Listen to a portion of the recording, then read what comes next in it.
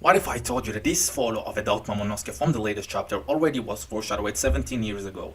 You can see it in the cover of the chapter 310, you can see also the symbol of the Kazuki clan on Luffy clothes, which means that everything is connected here, and this symbol will be introduced as only 10 years later in the Zou arc. Hello One Piece fans, this is Mogetsu, and I promise you, if you stay to the end of this video, I will blow your mind about everything that related to foreshadowing in One Piece. So, let's get started. Before we start this video, please subscribe to my channel, I really appreciate it, and let's go. We all know Oda is the god of foreshadowing, so let's get started with a quick quiz. When is the first time that we saw Silver's Rayleigh, or the Dark King Rayleigh? A. In the first 200 chapters, chapter 0 is not included. B. Between 201 to 400. C. Between 401 to 600. And the correct answer is A. Silver's Rayleigh appeared in the very beginning of the series in chapter 19, to be specific, on Baggy's flashback. You probably didn't recognize him because in the anime they changed his appearance a little bit, but don't worry, they fixed it 900 episodes late. And I'm sure most of you thought that the first appearance of Silver's Rayleigh was in the human shop at Shabondi, but that assumption is false. Also, Scooper Gaban is appeared in that particular chapter. So we talked about the Pirate King crew. Now let's talk about the Pirate King's son. It is very unlikely to Oda to not foreshadowing that Ace is Roger's son. First, I didn't find anything that might give us a clue that Ace is Roger's son except their hairstyle, which looked the same. But then I did some digging and found this panel on the Ace backstory. When Ace sneaked into the Marines base and wear this fake mustache with this marine suit, it really reminded me of Roger during his execution, don't you think? And now let's talk about the Straw Hat a little bit and be more specific about Sanji. Now we all know that Sanji is the prince of the evil army of the Germa, but some of us suspected way back cause Oda gave us a lot of clues about his past. First of all, there is this panel on the reverse mountain when Zoro said that he never heard of a ship climbing through mountain, and Sanji replied to him, "I've heard a bit." Then 800 chapters later we learned that Sanji was on that ship that climbed from the North Blue to the East Blue, and this is how we got to the East Blue from the beginning. There is also the famous scene with Mr. Prince in Alabasta.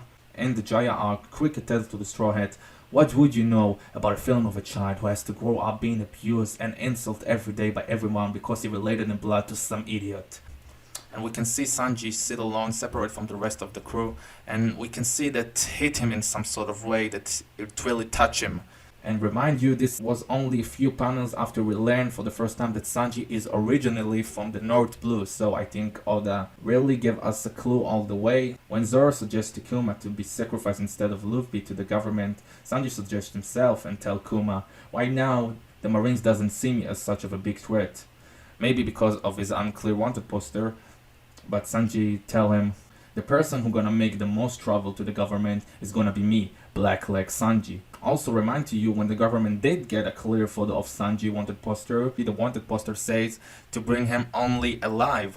And yeah, we can see that Oda gave us a clues about Sanji's past all the way back from the Reverse Mountain arc, and we get the final picture only in the whole Cake Island arc, so I think that's pretty insane. And now to a little fact about Blackbeard. Did you know that Blackbeard has been hinted to us to be the main antagonist of the series from his very first appearance in the Jaya at the bar? If you remember, we can see that he and Luffy had the exact opposite taste, but a very similar reaction. What makes Blackbeard to be the opposite of Luffy? Luffy is the protagonist and Blackbeard is the antagonist. And I think we all agree that Blackbeard is gonna be Luffy's main villain in order to become the Pirate King. Now let's talk about Sabo. We've been hinted that Sabo is alive from that scene when Dragon returned to the ship. I guess most of you know that. But in the cover of chapter 668 we can see Ace and Whitebeard's grave with 3 glasses of sake next to Ace's grave as a symbol to their ceremony when they become brothers when they were young. So who do you think visited Ace's grave and put these 3 glasses of sake? I guess it's clear that it's Sabo and he's alive, and it was a really nice foreshadowing from Oda. Now let's talk about the one arc that we had a lot of interesting foreshadowing for that particular arc.